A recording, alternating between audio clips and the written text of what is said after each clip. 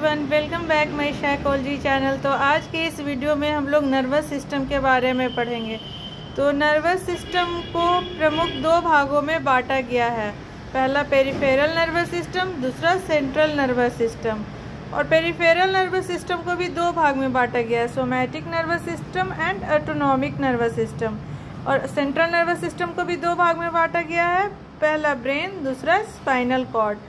तो peripheral nervous system में जो ऑटोनॉमिक नर्वस सिस्टम है उसको भी दो पार्ट में विभाजित किया गया, पहला सिंपैथेटिक नर्वस सिस्टम, दूसरा पैरासिम्पैथेटिक नर्वस सिस्टम। तो हम लोग एक एक करके सबके बारे में पढ़ेंगे। सबसे पहले हम लोग सेंट्रल नर्वस सिस्टम का स्पाइनल कॉर्ड के बारे में पढ़ेंगे। स्पाइनल कॉर्ड क्या है?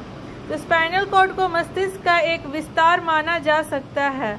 यह रीढ़ की हड्डी में जो गर्दन से कमर तक फैली हुई है में एक तरल पदार्थ के रूप में अवस्थित होता है। ऊपर से नीचे तक सुषुम्ना के कुल 31 भाग 31 पार्ट्स होते हैं तथा प्रत्येक भाग से मेरुदंडीय तंत्रिका का एक पेयर निकलता है। सुषुम्ना को कहीं से भी काटने पर इसके बीच का भाग एक तितली के समान होता है। सुषुम्ना को अगर हम कहीं से भी काटेंगे तो उसमें तितली जैसा ही पार्ट बाहर निकल कर आएगा और वह धूसर पदार्थ से भरा रहता है। इस बीच के भाग को चारों तरफ उजला पदार्थ होकर अनेक तंत्रिका तंतु नीचे से ऊपर या ऊपर से नीचे की ओर देखते हैं, जाते आते रहते दिखते हैं मतलब। तो पहला स्पाइनल कॉर्ड को अगर हम काटेंगे तो ये किसके जैसा शेप आएगा? बटरफ्लाई के जैसा। और इसके अंदर ग्रे मैटर भरा रहता है और इसका कट वाला जो बाहरी भाग है वहाँ पे वाइट मैटर भरा हुआ रहता है। देखिए स्पाइनल कॉर्ड का कटा हुआ भाग कैसा दिखता है।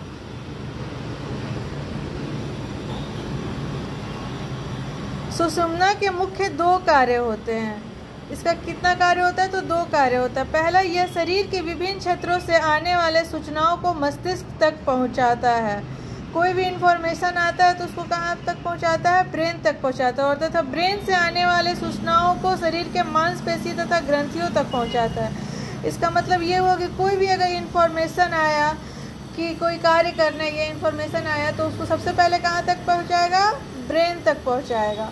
और ब्रेन से फिर कहाँ तक पहुँचाएगा? मसल एंड ग्लैंड्स तक पहुँचाएगा रिएक्शन करने के लिए। पहले अपने सेंट्रल नर्वस सिस्टम में जाएगा ब्रेन में, फिर ब्रेन से फिर मसल्स और ग्लैंड्स में जाएगा उसको रिएक्ट करने के लिए। इन्फॉर्मेशन आया है, इसके पीछे फ़ोन का घंटी बजा है तो फ़ोन का घंटी बजा है तो स्पाइनल कॉर्ड क्या करेगा? उस घंटी को कहाँ भेजेगा? ब्रेन में। और ब्रेन क्या बोलेगा कि चलो फ़ोन आया है तो उसको रिसीव करो। वो मसल्स को बोलेगा, हाथ मसल्स होता है ना रेखित मांसपेशियाँ हाथ में, तो वो फ़ोन को उठाएगा तो वो रिसीव करेगा।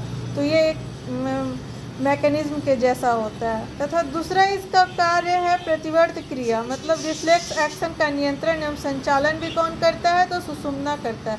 तो अभी रिफ्लेक्स एक्शन क्या है? तो रिफ्लेक्स एक्शन कोई भी मतलब प्रतिक्रिया जो अनैच्छिक रूप से हो जाती है, मतलब उसके लिए कुछ इच्छा नहीं होता, वो अपने आप हो जाती है, सडनली हो जाती है अपने आप, बिना किसी इच्छा के भी अपने आप आदत से बोलिए या अनिच्छिक रूप से हो जाती है। तो उसका भी जो नियंत्रण रिफ्लेक्स एक्शन है, इसका भी नियंत्रण कौन करता है?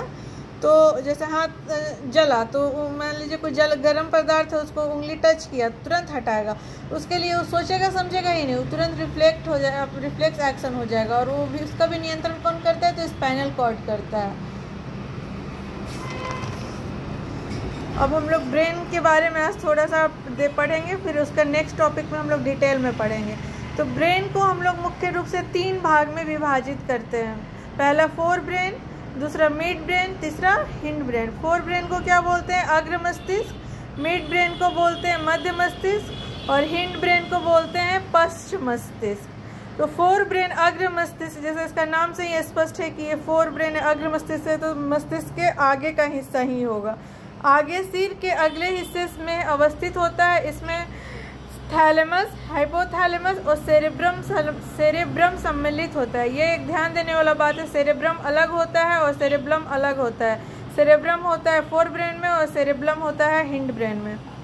तो फोर ब्रेन में कौन कौन सा पार्ट होता है? थैलेमस, हाइपोथैलेमस और cerebrum. Mid brain, mid brain सिर के अगले तथा पिछले हिस्से में होता है। ये सिर के मध्य में स्थित होता है, नाम से ही स्पष्ट मध्य मस्तिष्क है तो सिर के मध्य में स्थित होगा, फोर ब्रेन के जस्ट पीछे। और हिंड ब्रेन मतलब सिर के सबसे पीछे हो तो पिछले हिस्से को पश्च मस्तिष्क या हिंड ब्रेन बोलते हैं। सिर के पिछले हिस्से में अवस्थित होता है जिसमें क्या होता है, मेडुला। स्पाइनल कॉर्ड के ऊपर वाला जस्ट जो पार्ट है, गर्दन से कमर तक स्पाइनल कॉर्ड होता है ना, तो गर्दन का जो ऊपर वाला पार्ट है वो हुआ क्या, मेडुला। मेडुला से ऊपर जाएंगे तो आएगा पोन्स, जो हिंड ब्रेन और हिंड ब्रेन को किससे जोड़ता है, फोर ब्रेन से जोड़ता है, तो एक पुल की तरह कार्य करता है, तो वो हुआ पोन्स। फिर हुआ सेरेब्लम। सेरेब्लम कहाँ हुआ, सिर के निचले हिस्से, मतलब सिर का जो हिंड ब्रेन है ना पीछे का, तो पीछे में भी एक नीचे हिस्से में होता है सेरेब्लम। और जैसा बताया था सेरेब्रम सिर के आगे के हिस्से में मतलब फोर ब्रेन में होता है, और इसमें रेटिकुलर फॉर्मेशन भी होता है, सम्मिलित होता है। ब्रेन स्टीम किसे कहते हैं, ब्रेन स्टीम मध्य मस्तिष्क तथा पश्च मस्तिष्क को एक साथ मिलाकर मध्य मस्तिष्कीय स्तंभ या ब्रेन स्टीम कहा जाता है। जब हम मिड ब्रेन और हिंड ब्रेन दोनों को एक साथ अगर मिल जाता है तो क्या बन जाता है, ब्रेन स्टीम, मस्तिष्कीय स्तंभ। मस्तिष्कीय स्तंभ जो ब्रेन स्टीम है उसके चारों तरफ thalamus, hypothalamus, cortex, hippocampus, amygdala, spectrum fornix आदि को एक साथ मिलाकर लिम्बिक सिस्टम कहा जाता है। जो मिड ब्रेन और हिंड ब्रेन एक साथ मिलता है तो क्या बनता है, ब्रेन स्टीम बनता है, मस्तिष्कीय स्तंभ। और मस्तिष्कीय स्तंभ में क्या क्या आता है, तो thalamus, hypothalamus, cortex, hippocampus, amygdala, spectrum fornix आदि को एक साथ मिलाकर क्या बनता है, लिम्बिक सिस्टम। तो अभी हम लोग इतना ही पढ़ेंगे, और इसके आगे का जो डिटेल ब्रेन का जो डिटेल चैप्टर है वो हम लोग नेक्स्ट वीडियो में पढ़ेंगे। और ये काफ़ी इम्पॉर्टेंट क्वेश्चन है, इसमें का जितना भी टॉपिक है काफ़ी इम्पॉर्टेंट है, जो कि एग्ज़ाम में आता है, तो इसको हम लोग ध्यान से पढ़ेंगे। अगर मेरे से कोई टॉपिक छूट जाता है तो आप लोग प्लीज़ टेक्स्ट करिए कि ये टॉपिक पर भी आप डिटेल्स दे दीजिए।